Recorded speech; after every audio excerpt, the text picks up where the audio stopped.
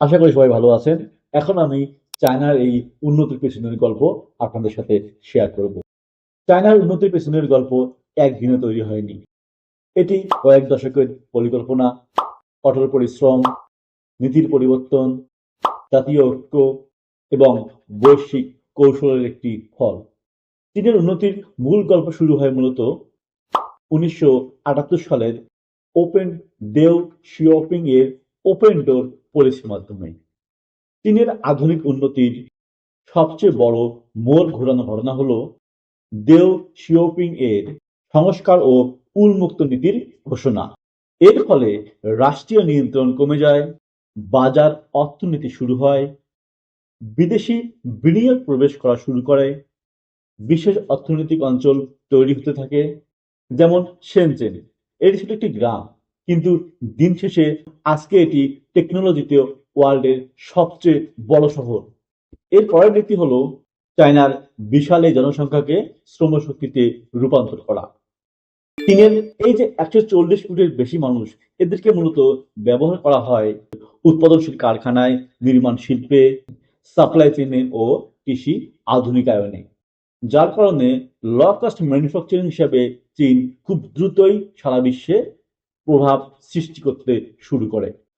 চীনের দীর্ঘমেয়াদী শিক্ষা ও প্রযুক্তি খাতে বিনিয়োগের মাধ্যমে যেসব সুবিধা এবং যেসব ডেভেলপমেন্ট হয়, তা হলো এটি শিক্ষা ও গবেষণাকে দ্রুত বাড়িয়ে দেয়, বিশ্ববিদ্যালয়ের সংখ্যা বাড়ায়, গবেষণার সংখ্যা বাড়ায়, গবেষণায় বাজেট বহুগুণে বাড়িয়ে দেয়।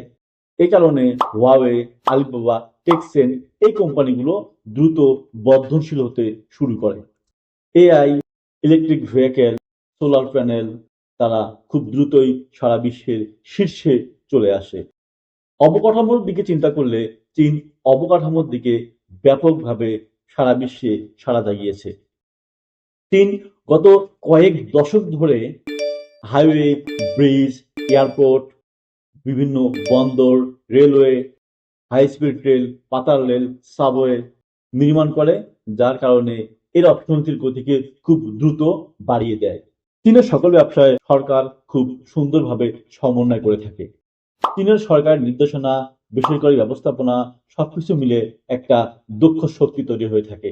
চীনের পরিকল্পনাগুলো মূলত 5 বছর মেয়াদী হয়ে থাকে এবং সেটি বাস্তবায়নের জন্য তারা খুব কঠোর নীতি অনুসরণ করে। তাদের লক্ষ্য থাকে নতুন কোনো প্রযুক্তিকে জোর দেয়া, কোন অঞ্চলকে উন্নতি করা হবে, এসব বিষয়ের উপর। চীন দারিদ্র দূরীকরণের জন্য বিশাল সাফল্য অর্জন করেছে।